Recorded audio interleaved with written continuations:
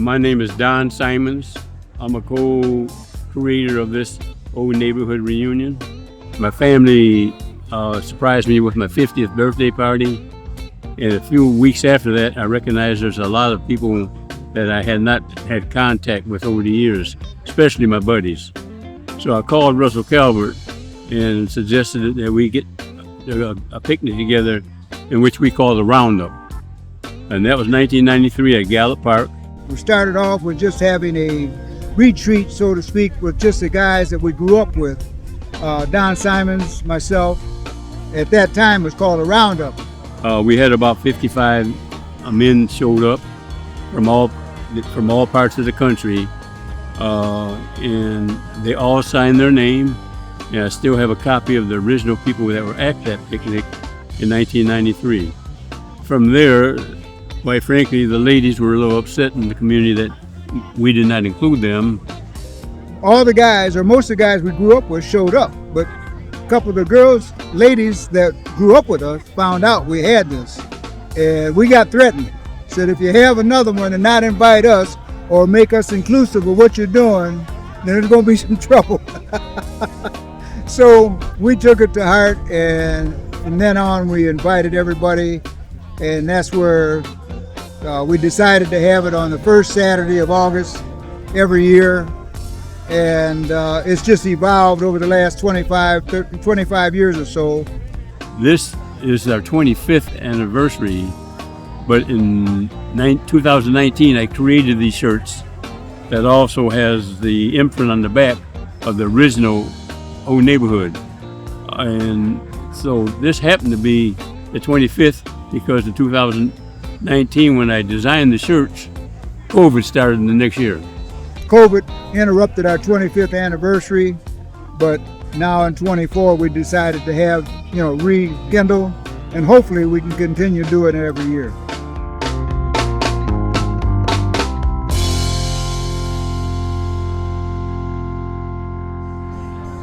So one fond memory that I have growing up on the north side of town, because I had older siblings, and Northside School always had a skating rink in the wintertime. And so we would go down and skate where they would just spray the grass with water. And back in those days, late 60s, early 70s, it was real cold. So that's a fond memory. We used to get on our bikes and ride through the neighborhood. We went up to the Arrowwood, and then we would go down on Broadway and get penny candy. That's when candy was a penny. And we would ride down there and come back. And we used to get around everywhere. The environment was great. Things weren't as bad as it is for young kids to travel up and down the highways and, late at night. It was always fun. It was a great time. I remember riding bikes also. We would go down Pontiac Trail to Stop and Go. It's no longer there. I remember the ice skating rink as well. I couldn't skate, but I would try. And it was a better time then because we could ride like miles from home and not worry about anything that you have to now. It was just a good side of town. When we came to Ann Arbor, there were only certain places that African Americans could live because we were redlined. And I lived in 3 places because my family believed in renting. We never purchased a home. And I think that was just because my dad didn't think it was necessary to purchase a home. But we moved into a small apartment upstairs just before World War II started. My old neighborhood is Main Street and 4th Avenue. I went to Mack, Jones, Slauson, and Ann Arbor High. Oh, well, the French Dukes, when Kirk's brother got out the service, I guess he's seen a need because we were just hanging out. We weren't doing much. So the old street market over on Division, that's where we used to practice. And we didn't know what we were doing, but he got us. As a matter of fact, they became so good. I was in the Army when they actually drilled at the presidential inauguration parade. We grew up on the northwest side. in the area of between Miller and Felch. And we lived there till I was about 13. And then we moved to 520 Cherry. So we were like in between Summit and Miller. So that's where most of the kids and the people in the neighborhood grew up in that area. So, but I would say railroad tracks. We were on the west side of the railroad tracks. Right. Yeah. Right. I grew up. In fact, I think all of us did. Yeah. Yeah. Me too. Felch, Right. 415 Felch was our address. Right. And from there we moved to Cherry, Right. which was 520 Cherry, as she said. But it all started on Felch for us. Right. I want to say that I like that area the best. 415 Felch to 520 Cherry. We lived in the time when everybody knew everybody, and everybody's mom and daddy was your mom and daddy. And if you went someplace and you weren't supposed to be, they would tell your mother, I'm telling Dorothy, you were so-and-so and so-and-so. I would have to agree. In fact, what I recall more is when we used to play softball in the Ann Arbor construction parking lot, which was right next to our house. Oh, right. And we used to hit home runs over the railroad track. That was the home run. We used to go to West Park. Yeah. And in the winter go ice skating. In the summer they had all the Coleman Jewett used to have a lot of activities for us there. We lived on Kingsley, as I said, as a baby, moved to Spring Street when my dad bought his first house. Then we moved to the south side of Ann Arbor, over off Creek and Packard, where my parents and I became pretty prominent because we didn't go to that school across town, which was called Pioneer. We ended up going to Huron, which was great rivalry. It was like family and friends that we competed against. One thing about the neighborhood that I found was so prominent was everybody helped raise everybody. It wasn't just like one family, it was all families. When you got in trouble, this is before they had cell phones. You could get in trouble up the block, and by the time you get home, you was in trouble, a couple times, and you didn't know how they found out. Because you like, wasn't no cell phones, and back then we didn't know no better. And we just knew somebody told, but the way the community was, they spoke to everybody, and they made sure that they took care of the neighborhood. This is my great aunt Dimples right here. She's 103 years old. And my sister Betty. Yes. How are you?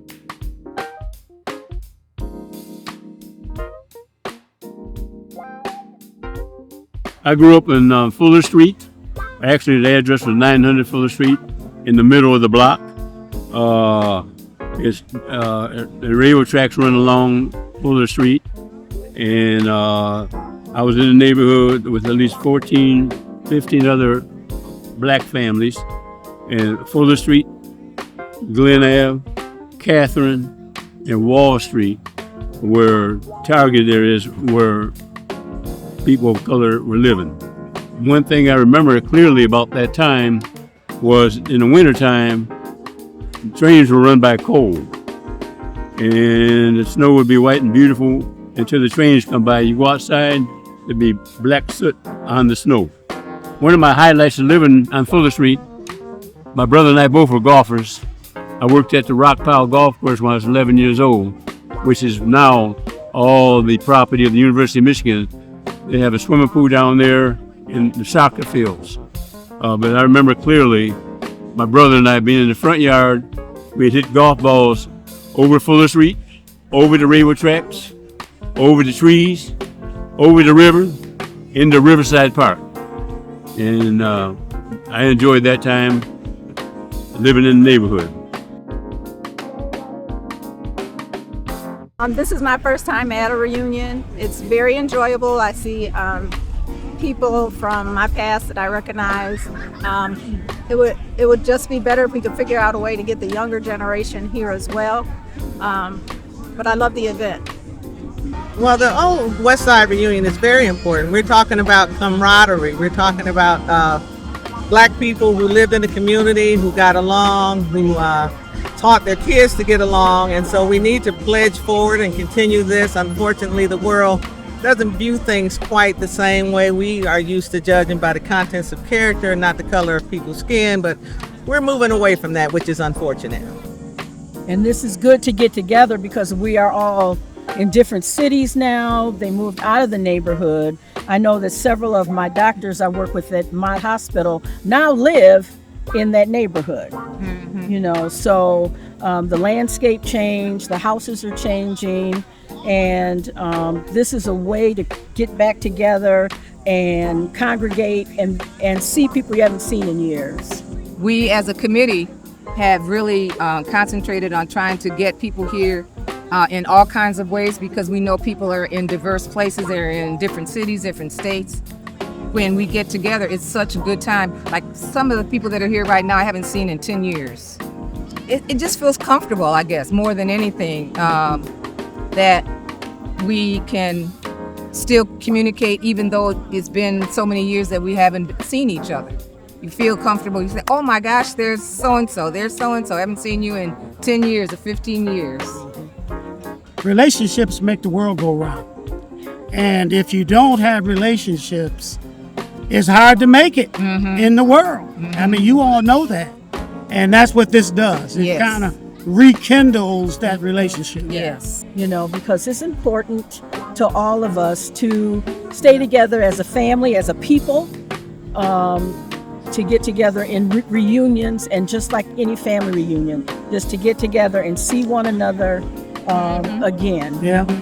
Just like a big family. Yes. Yeah. Yes. And that's how it was in the old neighborhood. We were all just one big family. Yeah. One big family. Yes. It was important because it takes you back to when you were a child. A lot of these people I knew as children when we played in the parks, at school. Diane's father used to serve barbecue, I remember that, you know. It was a very close-knit group back then. That's why we call it a neighborhood, because we love one another. We grew up with one another and genuinely cared about each other.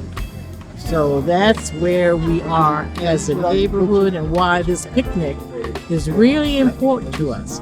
It brings together a lot of us who were born or went to school in Ann Arbor, grew up in Ann Arbor, moved away, and a lot of them, people came back. We've had people come all the way from San Francisco, San Diego, Corpus Christi, Georgia, Florida. You know, people who came back, and from the East Coast too, come back to the reunion. It's important to have this reunion because it's a positive event that we look forward to rather than always meeting at funerals or occasions that are not of positive nature.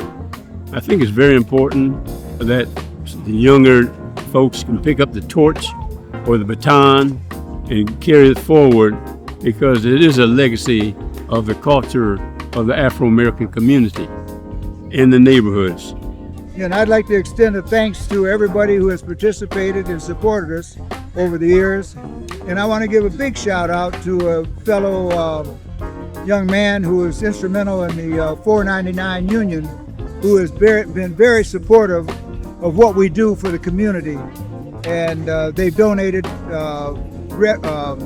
revenue toward our cause. And also Barbara Meadows and Dr. Meadows, who has always supported us. Because I appreciate this year and the people such as yourself putting this history together that will be saved on the archives forever. There are a number of events that were lost in history because they weren't recorded as we're doing today. And I'm sure the original committee and everyone here appreciates the effort you're putting forth to capture our history.